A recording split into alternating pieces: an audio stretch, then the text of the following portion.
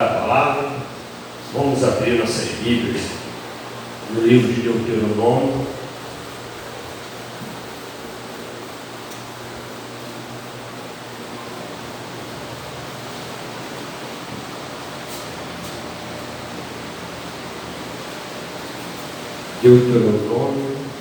capítulo 6, versículo 4 e 5, somente uma reflexão, né? A palavra também, a palavra de Deus diz assim: ouve, Israel, o Senhor nosso Deus é o único Senhor. Amarás, pois, o Senhor teu Deus de todo o teu coração e de toda a tua alma e de todas as tuas forças. Senhor nosso Deus, nosso Pai, nós te louvamos, Senhor, pedimos a Ti que nos dê graça, derrama da Tua unção, do Teu poder sobre nós, e desde já entregamos a Ti todo crédito, toda honra e toda glória. Te agradecemos, em nome de Jesus, amém. Os irmãos poderem sentar.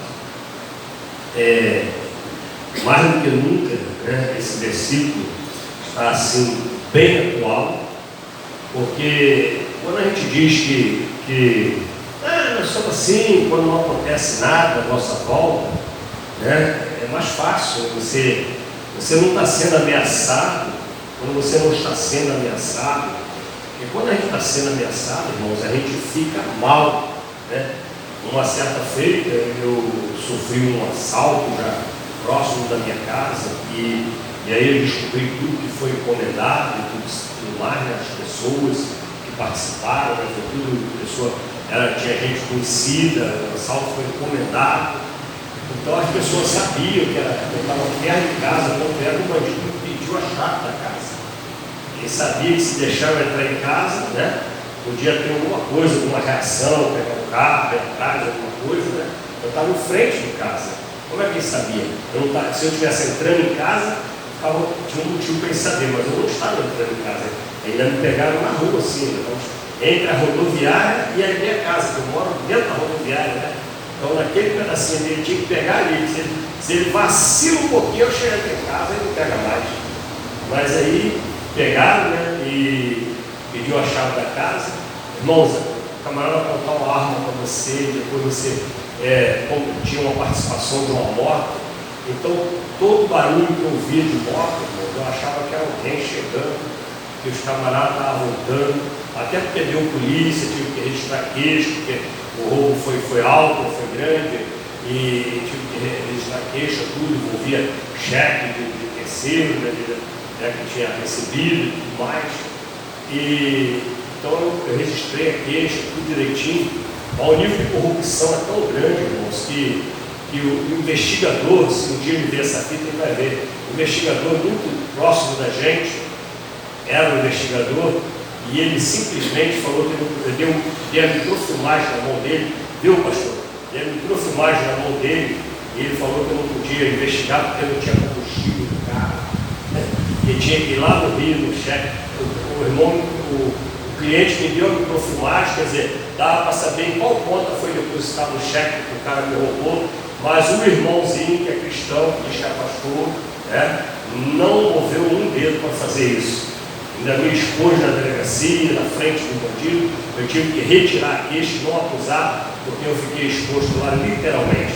O trabalho que a Polícia Militar fez, chegou na delegacia e foi desfeito.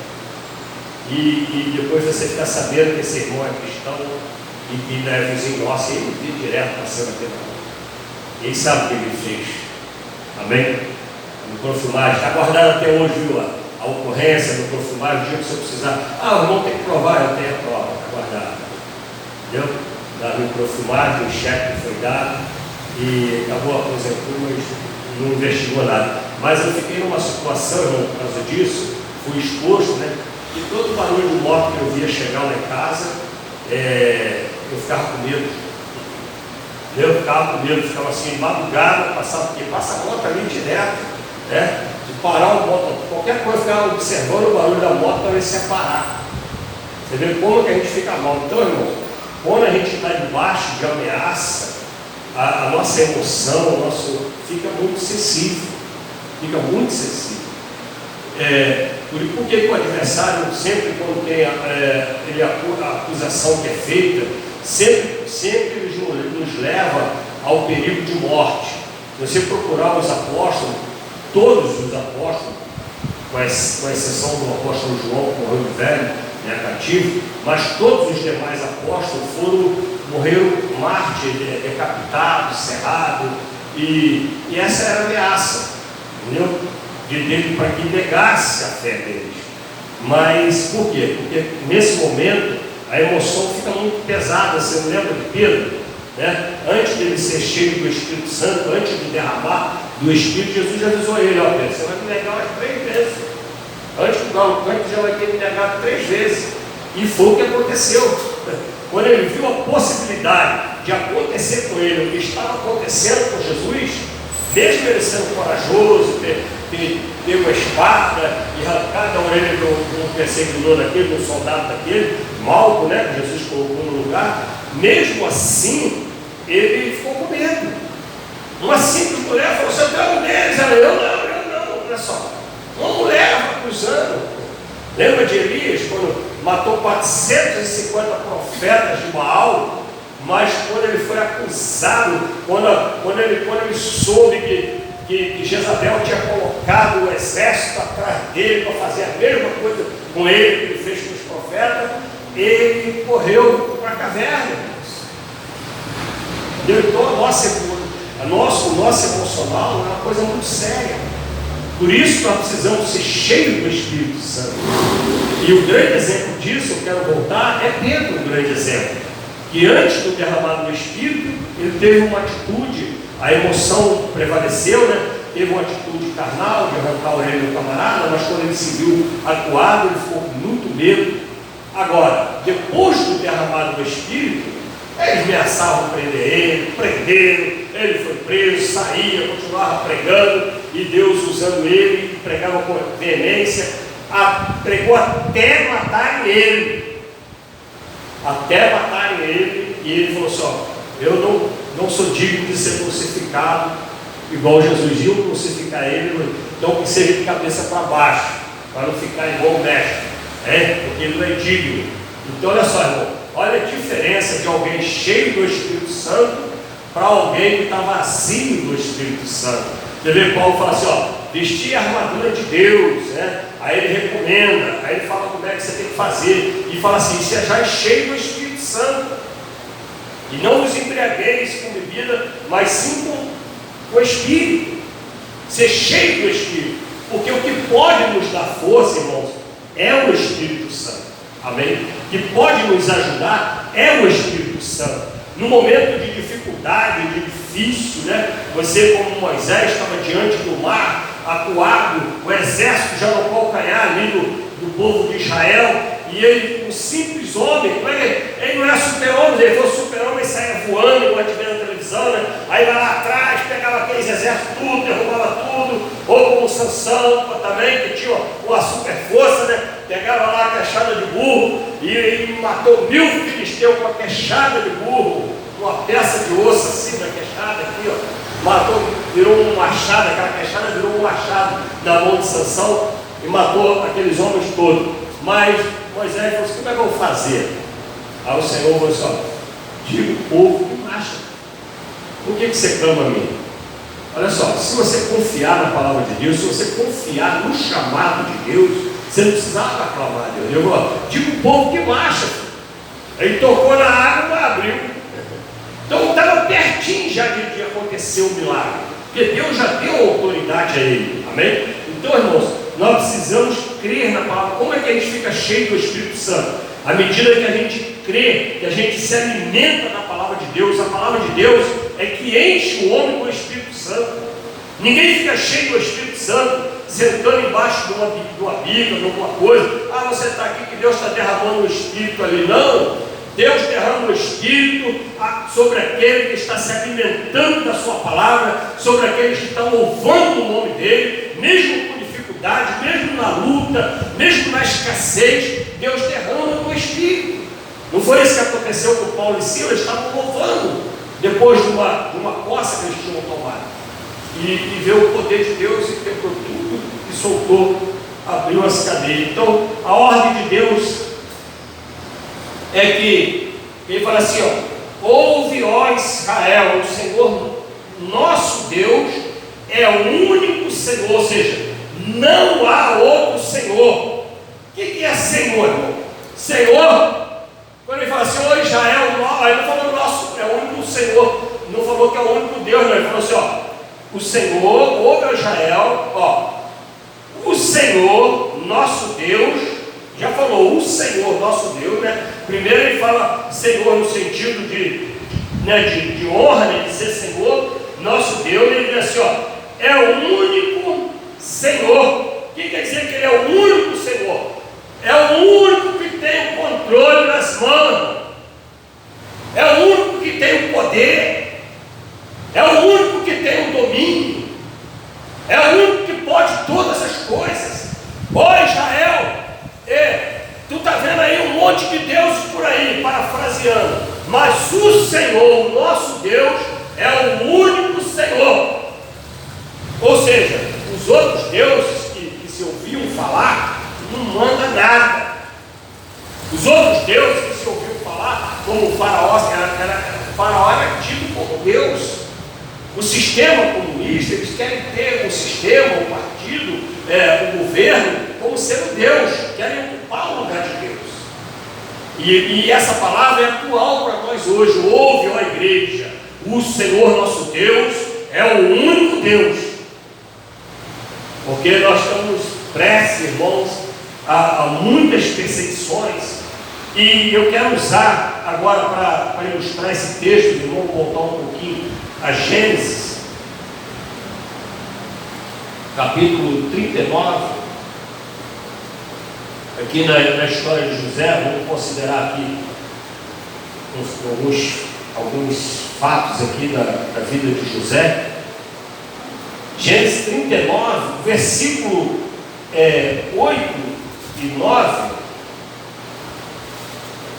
Versículo 8 e 9 diz assim, ó: porém ele recusou e disse à mulher do seu senhor: eis que o meu senhor não sabe do que há em casa comigo, e entregou em minha mão tudo o que tem.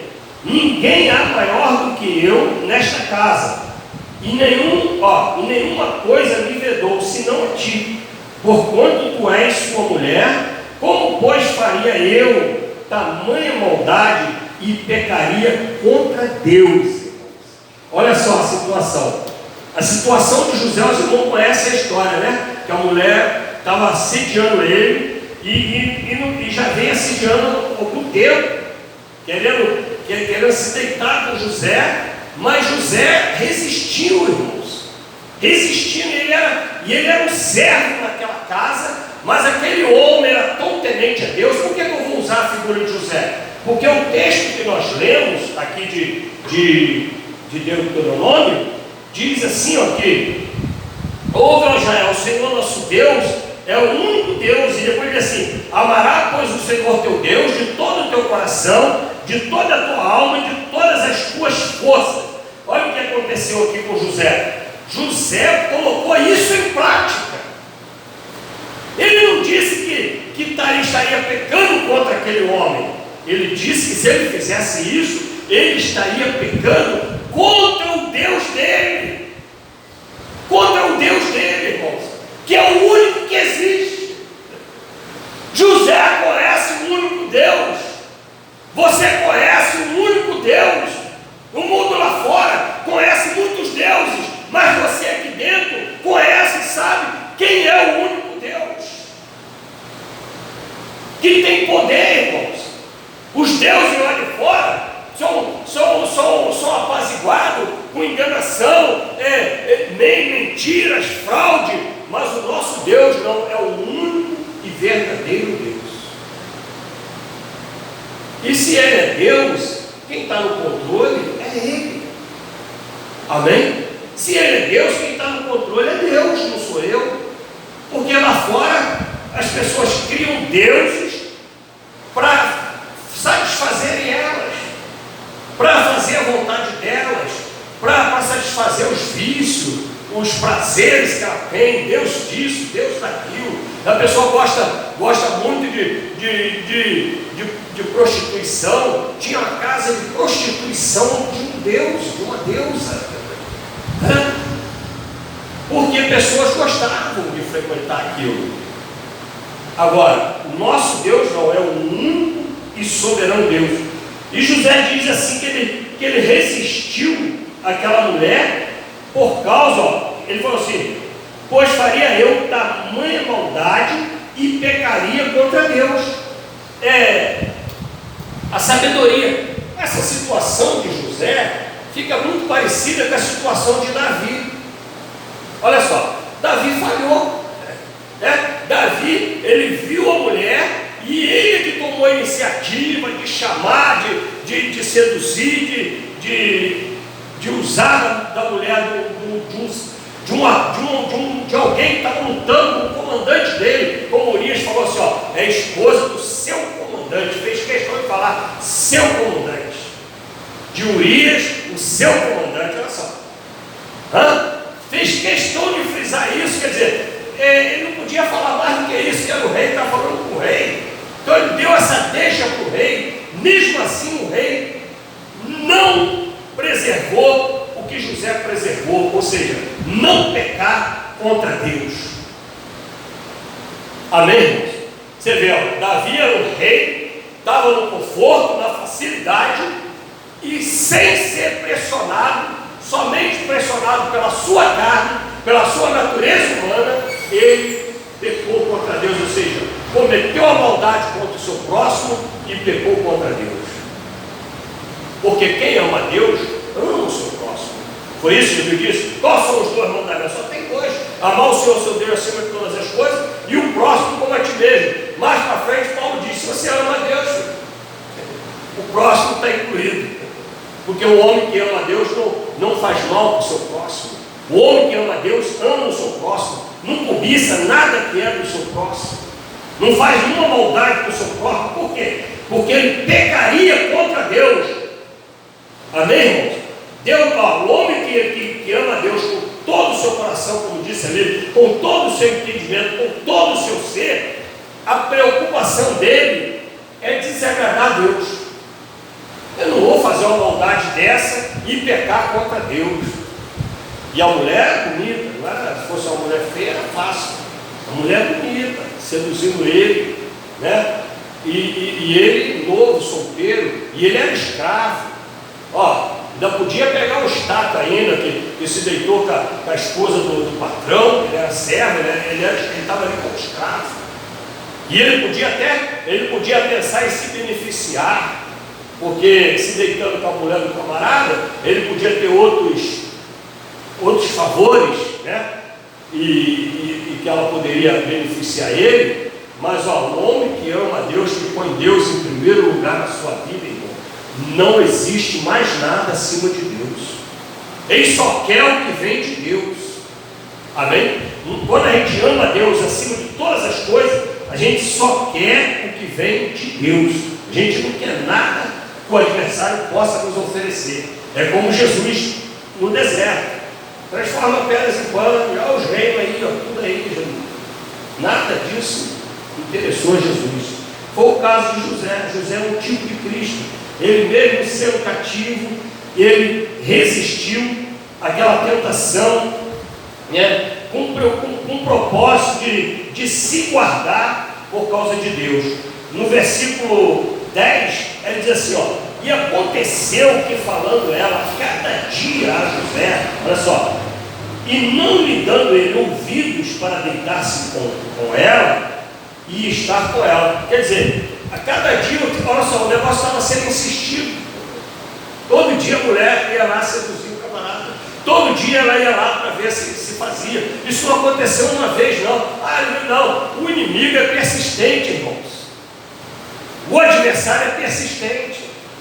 Se você não estiver cheio do Espírito, se você não tiver no seu coração Deus em primeiro lugar, uma hora você vai cair.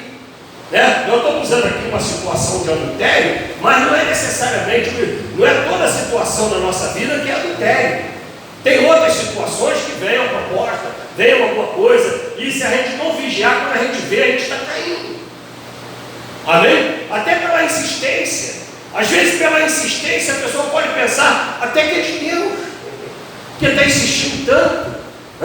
Mas ainda assim, José resistia àquelas tentações. Ou seja, uma coisa que não aconteceu uma vez só, mas que vinha acontecendo. Aí no versículo 12 ele diz assim, ó: e ela lhe pegou pela sua roupa, dizendo: deita-te comigo. E ele deixou a sua roupa na mão dela e fugiu e saiu para fora. Olha só, tem uma hora que você tem que tomar uma atitude, filho.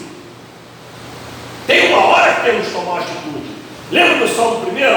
Não se deter no caminho do ímpio, não se assentar na roda do escarnecedor. Esse salmo, por exemplo, é uma situação que você precisa estar tomando uma atitude. Senão, quando você vê, você está no meio de ímpio. E às vezes, no meio do escárnio, às vezes até. Na roda do escarnecedor. Se detém, às vezes você está até se aconselhando com o ímpio. Amém? Às vezes se aconselhando com o ímpio. Aí o ímpio está lá, e às vezes eu estou na situação em casa. Aí vem um conselho assim, olha, fazia, fico quieto, né? Para não vir bate-boca. Mas depois da chapazia, isso é conselho de mim. Não entra nessa conversa, não entra nessa situação. Isso aí é rodinha do escarnecedor, conselho de ímpio. Aí tem que procurar conselho cristão, de pessoa que tem testemunho de vida. Amém? Que tem testemunho de vida, que tem experiência, que pessoas que foram provadas. Porque o que fala? Que a luta produz paciência, produz perseverança, e também nos dá experiência, nos dá força. Experiência é a força, que quanto mais você vai adquirindo experiência, você está adquirindo mais força para passar por outra situação na frente. Por quê? Porque você já tem experiência naquilo ali, você já viu como é que funciona, você não está sendo enganado mais. Então o que José fez? Tomou atitude. A mulher veio só seduzindo, não teve jeito. Aí ela tentou agarrar ele. Aí depois eu podia explicar para Deus. Ela falou: Senhor, a mulher me agarrou, não teve jeito. Aí, isso aqui, perto do Senhor, falou com os irmãos, é uma situação que estava acontecendo aqui de adultério, mas ela está aqui contando para nós como sendo a palavra de Deus, porque outras situações, outras circunstâncias vão estar à nossa volta. Não é necessariamente adultério. Isso aqui é só uma figura para a gente ver, mas as outras coisas acontecem à nossa volta. É um negócio, uma facilidade, é uma falta de comprometimento, é uma coisa assim que o adversário vem e cria uma oportunidade. Às vezes a gente até deixa assim, às vezes você até troca um compromisso, né, que seria com Deus, para atender prazer ou lazer, não sei, que seria até às vezes com ímpio. Até às vezes com ímpio. É só uma figura para a gente analisar. Aí, no versículo 19 e 20, dando um pulinho aqui agora, olha só o que aconteceu. E aconteceu que, ouvindo seu senhor as palavras de sua mulher, que lhe falava, dizendo: conforme a estas mesmas palavras, me fez teu servo, e a sua ira se acendeu. E o senhor de José o tomou e o entregou na casa do cárcere, no lugar aonde os presos do rei estavam encarcerados. Assim esteve ali na casa do cárcere. Então olha só o que é que acontece, irmão. A obra de Deus, que é a nossa obra de Deus, sempre deixa isso claro para os irmãos. Veja a obra de Deus como sendo a sua salvação. Eu orando aqui, me veio na memória a questão de Neemias, um negócio muito parecido. Neemias saiu do cativeiro para ir edificar, fazer uma obra de Deus em Israel, edificar Israel, reedificar os muros. A cidade estava destruída. Aí juntou lá o Sambalate, o Tobias e mais alguma turma lá, a se levantar contra ele. porque estavam fazendo a obra de Deus. Vão fazer isso com você. Você começar a ir muito à igreja, vão começar a falar que você está muito santo, que você está muito isso. Falaram isso de mim. Eu quero ver quanto tempo vai durar, quanto tempo vai ficar na igreja. Daqui a pouco ele volta a fumar, daqui a pouco ele está bebendo de novo. E isso já tem 27 anos. Mas eles vão se levantar.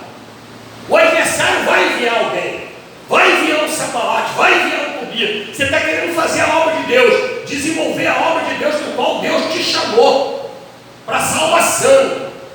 Mas o adversário não vai desistir fácil.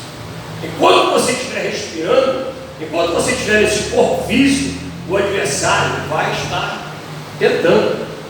Quando ele falou com Jesus, não foi?